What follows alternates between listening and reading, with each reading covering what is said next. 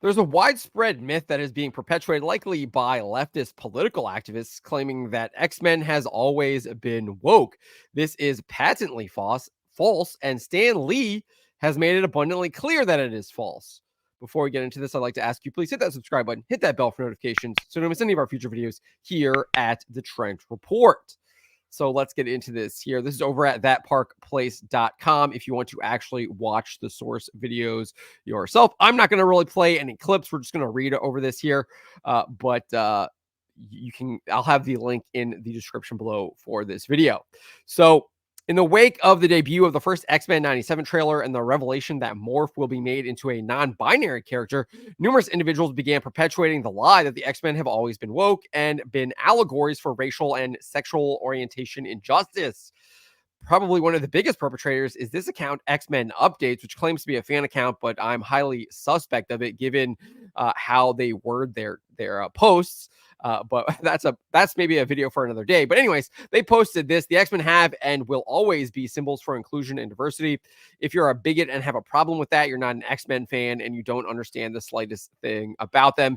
Interesting, claiming that they are symbols for inclusion and diversity and then trying to excommunicate people not buying into that, right? A little bit hypocritical, doesn't really make any sense. Kind of when you ask a simple question there, kind of blows up that entire argument because, again, it just defies logic. And then you also had other people going after Geeks and Gamers. Casey Walsh really posted this. Who's going to tell these chuds the X-Men invented woke? And then we have this guy, Mighty Keefe, said, I can't stress how incredibly stupid you look for saying X-Men out of all things is turning woke.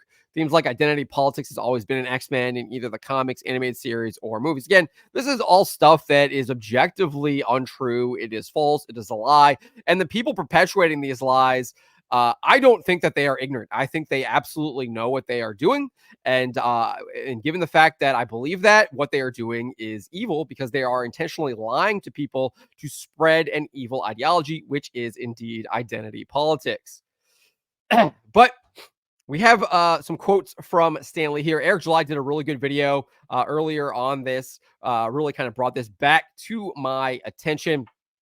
And he found this interview that Stan Lee did in 2007 on Coast to Coast with George Norrie with guest host Ian Panette. And this is what Lee said during the interview. He says, now take the X-Men. I was just originally trying to get an interesting group of characters with interesting powers, and I thought it would make it twice as interesting if the public didn't really like them that much, and if they had a worry about their reception by the outside world. Little by little, I began getting mail saying how great it is that I'm doing these stories about bigotry and the evils of bigotry and so forth and race hatred. And I guess I was doing that, but I was doing it subconsciously. That wasn't the main purpose. So he's very clear there that he did not invent the X-Men to be woke, especially in regards to racial, quote unquote, bigotry. In another clip from the program, Lee addresses the idea the characters are an allegory for being representatives of the LGBTQ plus community. And he says, no, it was the furthest thing from my mind. So very definitively clear there. They were not supposed, the X-Men are not allegories for LGBTQ plus individuals.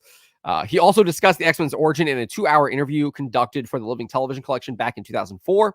In the interview, he really goes in depth on how he created the X-Men. He says, oh, the X-Men, how I did that. Well, there's a funny story. Everything is a funny story. After I had done Fantastic Four, the Hulk, Spider-Man, I think the X-Men came next. The X-Men and one other, I think Daredevil, they're about the same time. Anyway, I wanted to do another group of superheroes, but I was getting tired now of figuring out how they get their superpowers. I couldn't have everybody bitten by a radioactive spider or exposed to a gamma ray explosion. And I took the cowardly way out. I said to myself, why don't I just say they're mutants? They were born that way. We all know there are mutants in real life. There's a frog with 5 legs, things like that. So I won't have to think of new excuses. I'll get as many as I want. And yeah, he's a mutant. That's all. He then pitched this idea to his publisher. I had the idea and I made up some characters that I loved. And I went to my boss, Martin. He was still publishing at the time. I said, I have an idea for a book called The Mutants. I wanted to call it The Mutants. He said, it sounds like a good idea, Stan, but nobody's going to know what a mutant is. Our readers wouldn't understand. Get another name. Well, I felt he was wrong, but what the hell? He was the boss. So I went back and I gave it some thought, and I thought they have extra power. They were led by a guy named Professor Xavier. So I said, well, I'll call them the X-Men, even though one was a girl. So he's clearly saying that the X-Men are inspired by the fact that their leader is Professor Xavier, and his name is Xavier. He said, I went back to Martin. I said, hey, all right, how about this name, the X-Men? He said, "Yeah, that sounds fine. Use that." So as I walked out of his office, I thought to myself, if a reader isn't going to know what a mutant is, how is the reader going to know what an X-Man is? But I didn't want any trouble. I had my name and I just let it go. But I often felt I don't understand the workings of the executive mind. He told a similar story to Robert Kirkman's Secret History of Comics for AMC back in 2017. So, what, 7 years ago, 6, 7 years ago? He said, I had already done Spider Man, the Hulk, and Fantastic Four. My publisher said, give me another book, Stan. We're going strong. Let's do some more. Well, in order to get a new superhero, you have to think of what his or her power is. That's not too hard, but you have to figure out how do they get that power. And that's a little difficult. I can have them all be bitten by radioactive spiders. I can't have them all be bitten by radioactive spiders. So I had already given them their powers, and then it hit me.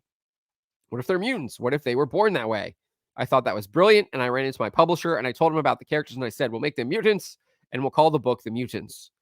And uh, and he said, "No, Stan, that's no good because our readers wouldn't know what a mutant is." And I said, "You don't have enough respect for our readers. They will know, or else they'll learn by reading the story." He said, "No, I don't like the name The Mutants." So I had to think of something else because he was the boss.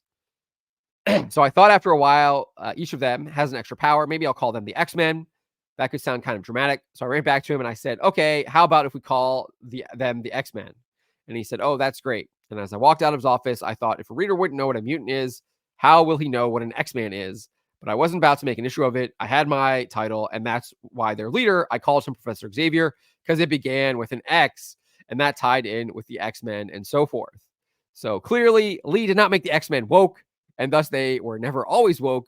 But one only needed to read original X-Men comics to have realized that in the first place, if you read those original X-Men comics from like the early 1960s, 1963, 1964, you see for the most part, the X-Men are actually fighting against other mutants, namely Magneto and his Brotherhood of Evil Mutants. So they were not woke. They were not always woke. And anyone telling you that is lying and likely doing it on purpose. But those are my thoughts on the matter. Let me know what you make of what Stan Lee had to say about the X-Men and how he created them. Let me know in the comments below.